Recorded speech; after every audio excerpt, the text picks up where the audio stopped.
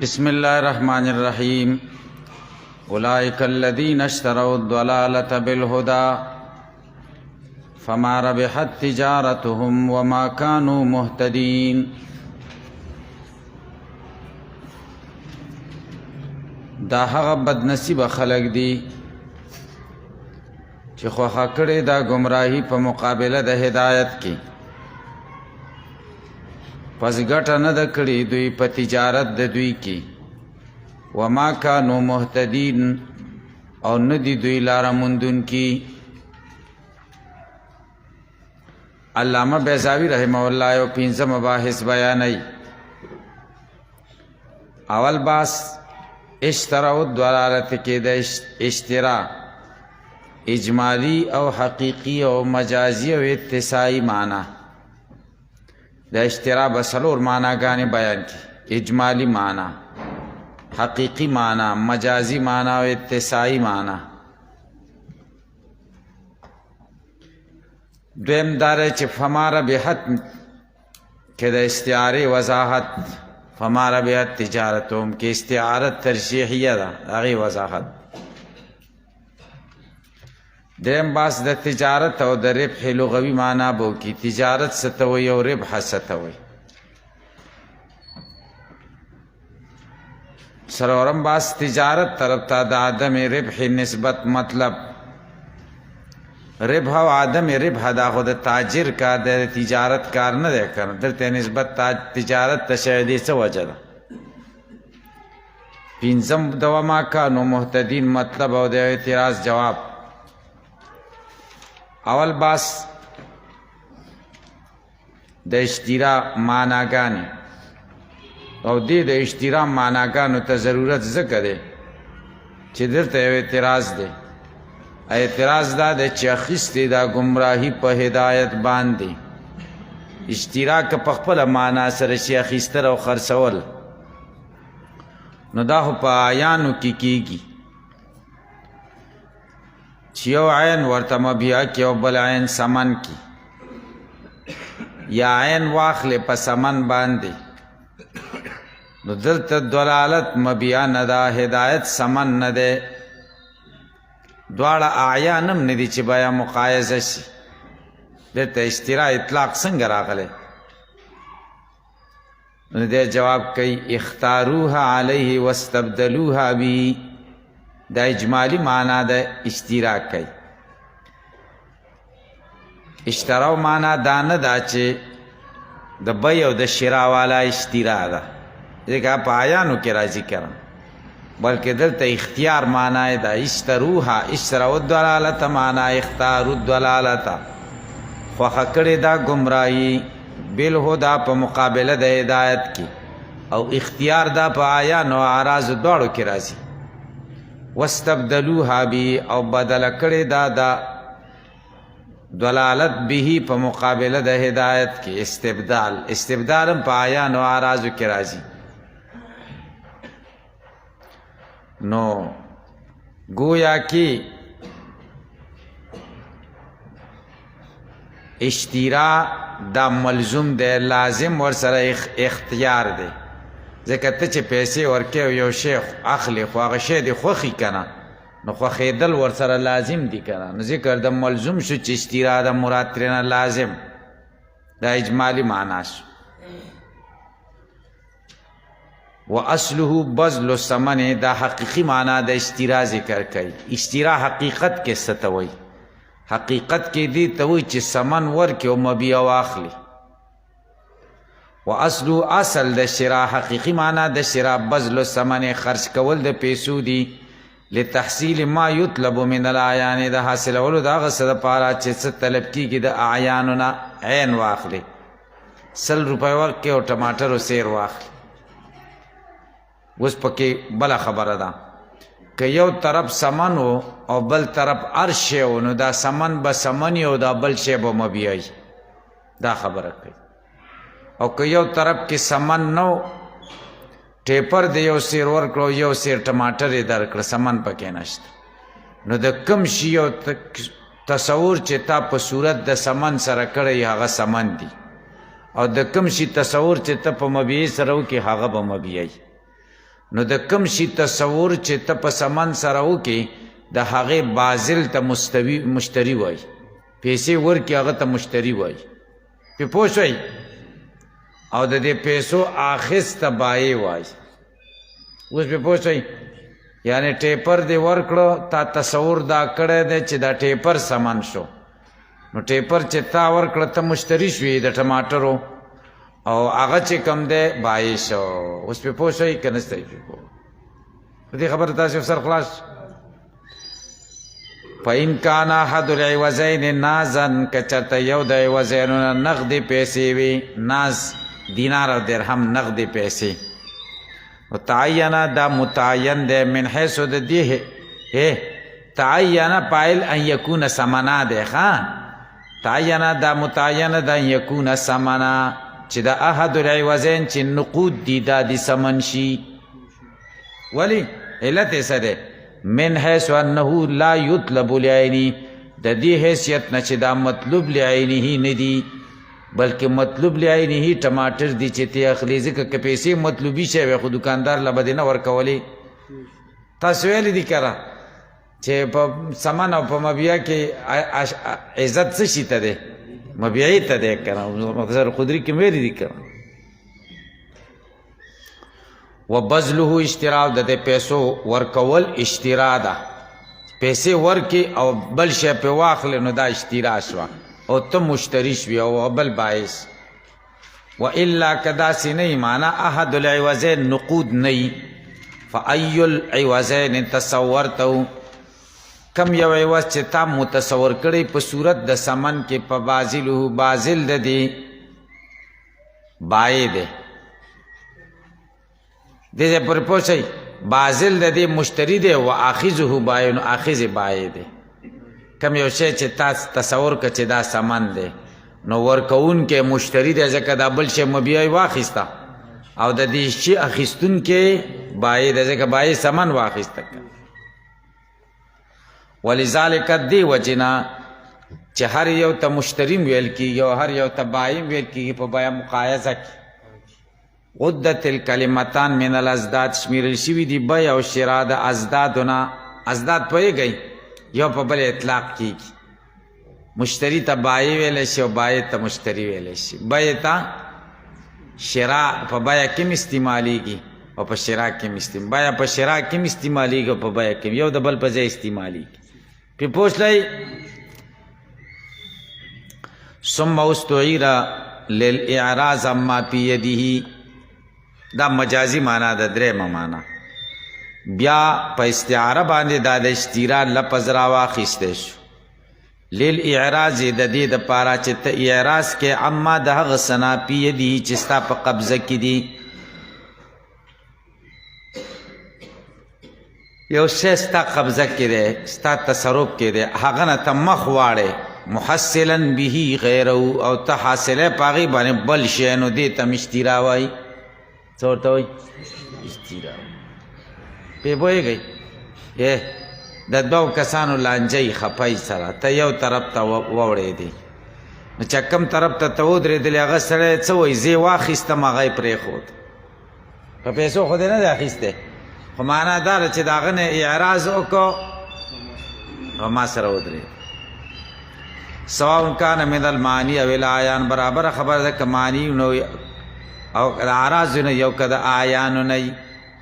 نو اعراض ته ستا په قبضه کې چې څه دي د هغې نه اعراض ته هم شی وایي شرا وایي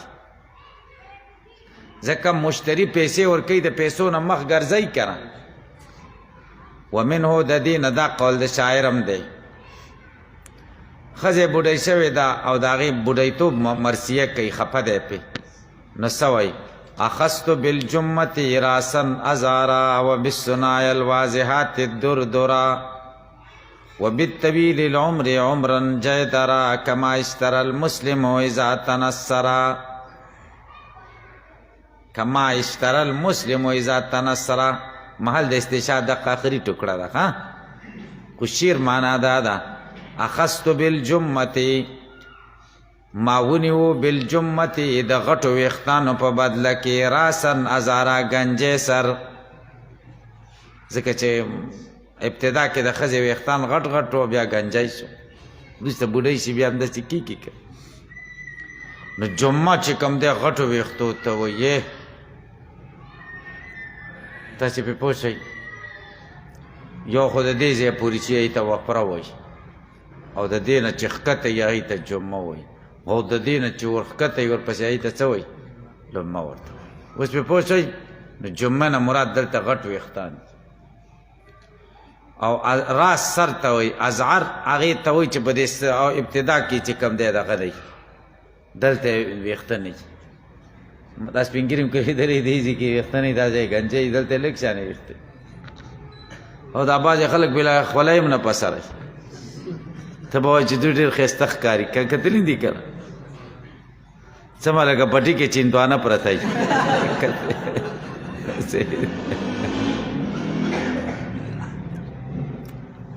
نو ازعر دقه سر ته وایي و بالصنایا سپین سپین پړقېدونکي غاښونه الواضحات واضحه منځ کې خالیګای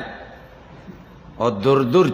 چنګي غاښونو ته وایي دور دور پېژنئ ماشوم چې پی خوري او غاښونه یې تک تور تور شي پې پوه دا سرونه بلا پرېوتي او دا منځ کې دغه پاتې دا بیخونه پاتې ډېر بدرنګه غاښونه یې دا کړه د بوډایګانو غاښونه هم نه دي لیدلي دا قیا دور دور اقې غاښونه د بوډۍ به غاښونه ته وایي و بالطویل العمر عمرا جایدارا لا بالطویل العمر کې ترکیب مقلوبی دی ترکیب مقلوبی دا معنی صفت د موصوف ځای ته او موصوف د صفت ځای ته وړل شوی دی و بالعمر الطویل عمرا جایدارا جایدر قصیره او د اوږد عمر باندې مې اخیستی څه شی لنډ عمر ځکه د بوډۍ خو یو 2-3 کاله یې او اوس خو بوډایګانې چې کوم دی په دې ژمي کې اکثره نه پاتې کېږي سینه خرابېږي که نه پرې پوه شئ که نه شئ پوهېږي نو مطلب دا چې بوډۍ دا لږ عمر ته انتظار دی او چې ځوانۍ کې خو ډېر عمر ته غټ سوچونه یي که نه تازه سړی واده وکړي که نه یو کال نیمې کېږي نو څومره سوچونه یي غاصب څه شه څومره سوچونه یي داسې به کېږي او دا غټې غټې منصوبې او د بوډۍ خو ډېره غټه منصوبه نه یي که نه کما اشترى المسلم اذا تنصر نو داسې دا لکه مسلمان چې اخیستې وه چې کله اذا تنصر کله چې مسلمان خوښ که استنصر چې کله نصراني شه نصرانیتوب یې په مسلمانۍ واخیسته نو پې پوه شئ مسلمان نصرانیتوب په مسلمانۍ واخیسته نو ګوره په اعراضو کې اشترا استعمال شوه که نه دا داسې چلو چې یو بادشاه دیجی پورې پوه شئ جبله ابن صفوان الاهم د غسان د بادشاهانو آخري بادشاه د عمر رضی الله عنه زمانه کې د ایمان راوړو مسلمان شو بیت الله طواف یې کو نو بس د ده په دې ایزار باندې چا کې یو غریب سړی و که نه هغه پې دغه کېښود خپی پې کېښود او دی تیز تیز روان و درز راوغورځېد بادشاه و که نه هغه د بادشاهتوب نشه پکې و طواف په دوران کې دی غریب سړي له څپېړه ورکړه او داسې څپېړه چې هغه یې را نسکور کړه بس پوزه یې ماته شوه 2 غاښونه یې هم راوغورځېد غریب و که نه بس عمر رضی الله تعالی عنه ته لاړه چې ما سره خو یې داسې چل وکړو عمر رضی الله عنه دی راوغوښته دا جبله ابن صفوان ورته وایي ګوره داسې غلط کار دی کړی دی او بس دا خو ډېر غلط دی 2 خبرې دي یا قصاص دی اما القصاص و اما العفو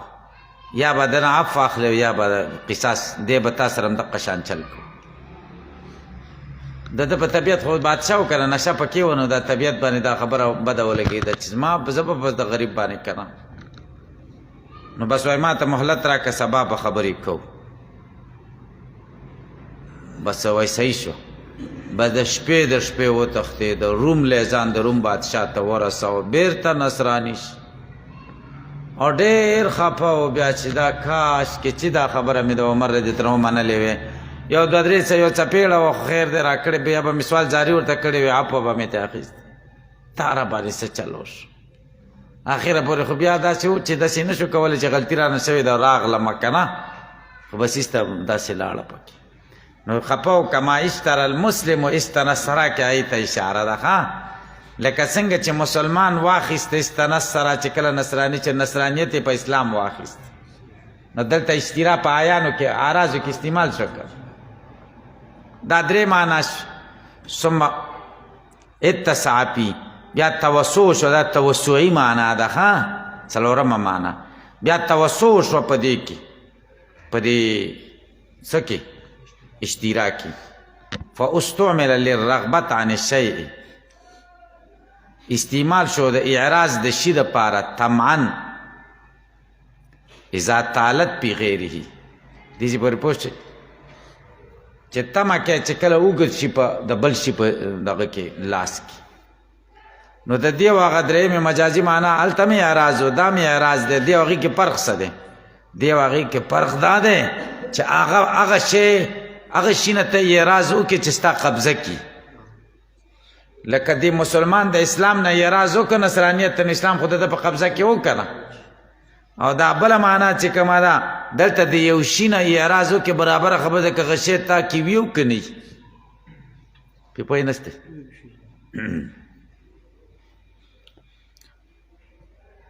والمعنا معنا دا ده انهم اخلوا بالهدى نو بیا به معنا داسې چې ما ته وګورئ اولئک الذین دا هغه بد نصیبه خلق دي اشتروا الضلالة بالهدى چې مخې اړولی دی د هدایت نه په مقابله د دلالت کې چې مخې ور اړولی دی دلالت ته د هدایت نه بیا به داسې معنا شي والمعنا دا دفع د یو اعتراض ده خلاصه د اعتراض دا ده د دې خدا معنا شوه تشبیهي معنا چې دې کافرانو هدایت پرېښودو او دلالت ته لاړل نو د دې خدا مطلب شو چې هدایت په دوی کې موجود و که نه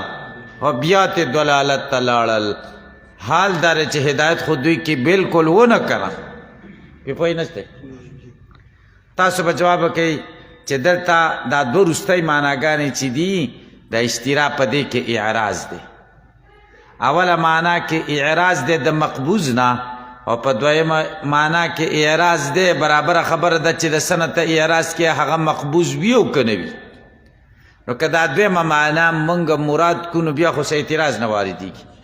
هغه خلک چې اعراض یې کړی د هدایت نه دلالت نه که هدایت مخکې دوی سره و که نه و هغې باندې خو اعتراض نه واردېږي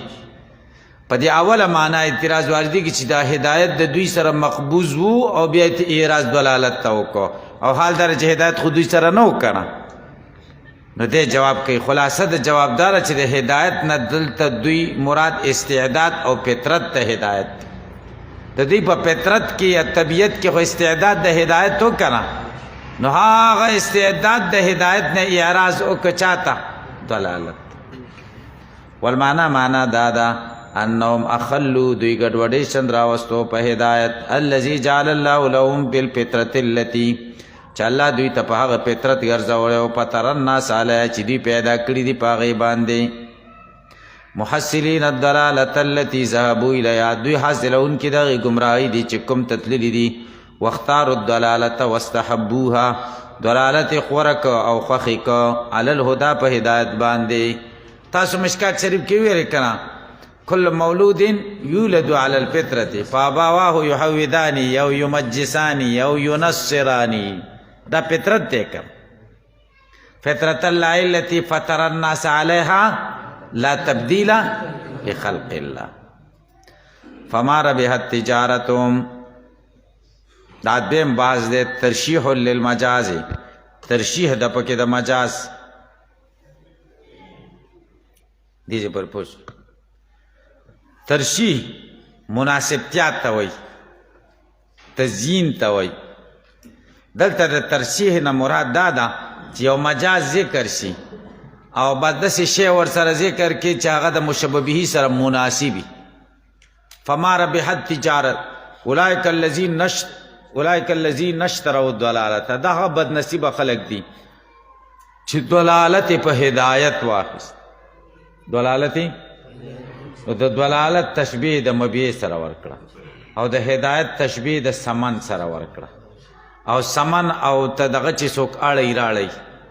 دا مبیع نو په هغې کې ګټ او تاوان یا عدم ربح یي که نه نو دا مناسب ده د پیسو او د مبیع د اړولو راړولو سره مناسب ربح ده که نه نو دلته ربح ورته ثابته کړه نه پې کړه خو عدم ربح یې ورته ثابت کړه نو دا ترشیح د مجاز شو پې پوه شئ فما ربحت تجارتهم ترشیح للمجاز دا ترشیح ده د مجاز د معنی حقیقي مناسب ذکر کې دیجی پر پوشے لما استعمل الاشتراء هر کله چې مستعمل کړه شو اشتراء پی معاملتیم د دې په معاملې کې اتبعه ور پسې ذکر کړه ما سيشاکلو چې د دې سره مشاکل دی چې عدم الربح ده تمثیلا لخسارهم د دې د وجې نه چې د دوی د تاوان تمثیل پیش کی چې ربح ونه شوه ونحو د دې په شان شعر دی چې ترشیح پکې ذکر شوي ترشیح د مجاز ولما رأيت النصر عز ابن دایا وعشش پی وکره حاش له صدری تاسې په دې پوه شئ ولما رأيت النصر هر کله مې چې ټپوس ولیدو عز ابن دایا چې په ابن دایې باندې غالبه شي په چا باندې کارغه باندې غالبه شي وعشش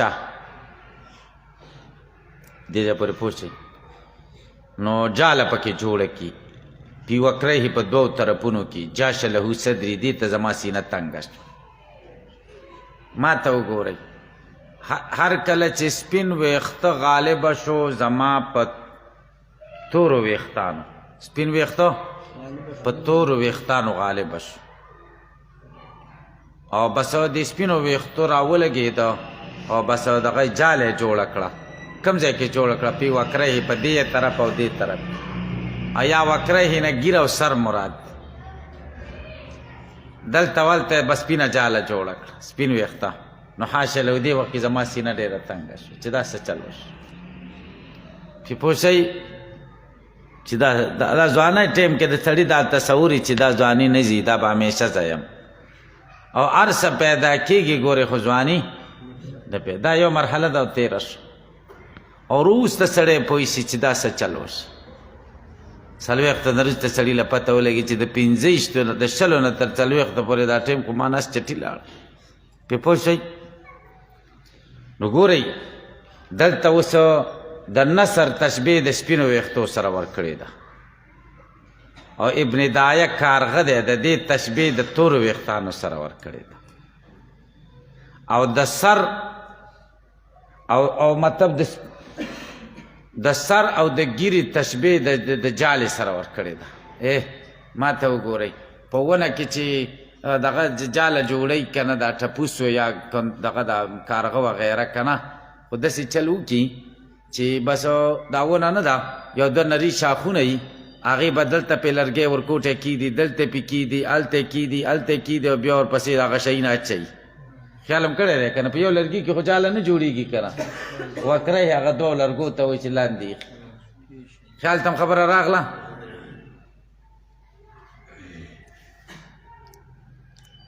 او د سر او د ګیرې تشبیه د چا سره ورکړه وکرینو سره نو دلته داسې چل دی چې د سپینو ویښتو تشبیه د نصر سره ورکړه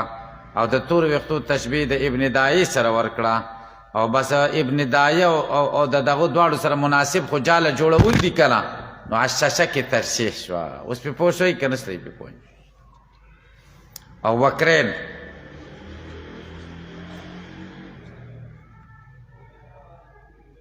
و تجارت طلب و ربح دریم بحث ده تجارت ستوي او ربح ستوي و تجارت طلب و ربح بالبيع والشراء طلب د ګټې ته وایي په اخیستو خرڅو کې د ګټې طلب چې کې نو دې ته تجارت وایي مقصد دې څه شی دی اورېدو د تجارت ګټه و ربح ګټه څه ته وایي الفضل على راس المال راس المال باندې چې څه زیات شي دې ته ربح وایي ولذلک دې د وجې نه سمیه شفا دا نومول شوی ده په شف سره شف هم ورته وایي شف زیادت ته وایي او دا هم په راس المال زیاته ده نو ځکه ورته شف و اسنادو الى تجارت دا څلورم بحث دی ګټه نه ده کړې تجارت د دوی په ما ربحت ربح نسبت خو تجارت ته نه کېږي تاجر ته کېږي تاجر ګټه نه ده کړې مجازن داسې شوې ده ځکه تجارت سبب د ربح دی نو نسبت د پیل چې ربحت دی غیر ما هو له ته شوی چې سبب دی چې تجارت دی تاسو مختصر معنی کې دا ځای ویلی دی خلک وایي قرآن کې مجاز نشته دی په دې بعضې کتابونه دا رایه د شیخ الاسلام حافظ ابن تیمیه رحمه الله و چې قرآن او د ابن القیم رحمه الله ابن القیم د ابن تیمیه رحمه الله عاشق شاګردو معنا دا ده چې هغه سویلی دي د ورسره په پټو سترګو منلي او هغه دلایل پریښي دي ابن تیمیه رحمه الله او ابن القیم دلایل چې کوم دی ذکر کړي دواړه ډېر عظیم شخصیتونه وو ملا علی قالی رحمه الله وایي که نه مرقات په ابتدا کې کانا من اولیاء هذه الامه د دې امت د اولیاو نه و پرې پوه شئ نو د ابن تیمیه رحمه الله رایه دا وه چې قرآن کریم کې مجاز نشته زمونږ د مشایخ و شیخ ډېر عظیم شخصیت تیر شوی دی محمد امین شنقیطي رحمه الله هغه کتاب تفسیر لیکلی دی 10 جلدونو کې ډېر بهترین تفسیر دی اضواء البیان فی ایضاح القرآن بالقرآن د قرآن تفسیر په قرآن سره کړی دا اهتمام حافظ ابن کثیر رحمه الله هم کړی و چې زه به داسې تفسیر لیکم چې د قرآن تفسیر به په قرآن سره خو بیا یې لاسرسی ونه شو بیا تفسیر د قرآن په چا سره وکړه بالماسور د نبي علیه السلام په حدیثو او صحابو په اقوالو باندې تاسو کې ابن کثیر کتلی پې پوه شئ نو ده څه کړي دي تفسیر د قرآن په قرآن سره کړی دی اضواء البیان فی ایضاح القرآن بالقرآن هغه کې یوه رساله لیکلې ده هغه هم د مجاز نه په انکاري و چې قرآن کې مجاز نشته تاسو چې په دې پوه شئ ډېر عظیم شان شخصیت د هغه د رسالې نوم دی منع المجاز فی المنزل للتعبد والاعجاز ما کتلی ده مکمل دومره ضعیفه دلیلونه ډېر عظیم شخصیت و خو په منع د مجاز کې چې قرآن کریم کې مجاز نشته دومره ضعیف او کمزوري دلیلونه ویلي دي چې سړی ورته لږ سوچ وکړي نو حیران بس تاسو په دې پوه شئ چا نه څوک متاثره وي د هغه ضعیفه خبرو ته به هم بیا دلیلونه ګوري او تاسو که مختصر معنی کې درته ذهن ته م راځي هلته وایي وهو فی القرآن کثیر خیال م راغی که نه دا مجاز په قرآن کریم کې کثیر ډېر دی نو دا په بعضې خلکو رد کوي چې هغوی وایي چې قرآن کریم کې مجاز نشته اوس پې پوه شئ دا ګوره مجاز پکې راغی که نه نو ګورئ و اسناد د ربح تجارت تا وهو دا ربح لارباب یا د خاوندانو د تجارت دپاره د علل اتساع په مجاز شوي دا لتلبسها بالفاعل ځکه دا مشتمل دی په فاعل باندې ځکه د دې التباس دی د فاعل سره او لمشابهت ایاو او یا مشابه دی د تجارت ایاهو د چا سره د فاعل سره د دې حیثیت نه انا چې دا تجارت سبب د ربح او د خسران دی دا سبب د چا دی لکه څنګه چې تاجر سبب د ربح او د خسران دی تجارت هم سبب د نو د هغې سره یا د مشابهت بالفاعل د وجې نه او یا د دې د وجې نه چې مشتمل دی علاقه ده د فاعل سره ځکه فاعل ته مضاف شوی تجارتو هم خو تاجران دي که نه پې پوه شوئ نو دې وجې نه دا مجاز عقلی شو نسبت د فعل غیر ما هو له ته وشو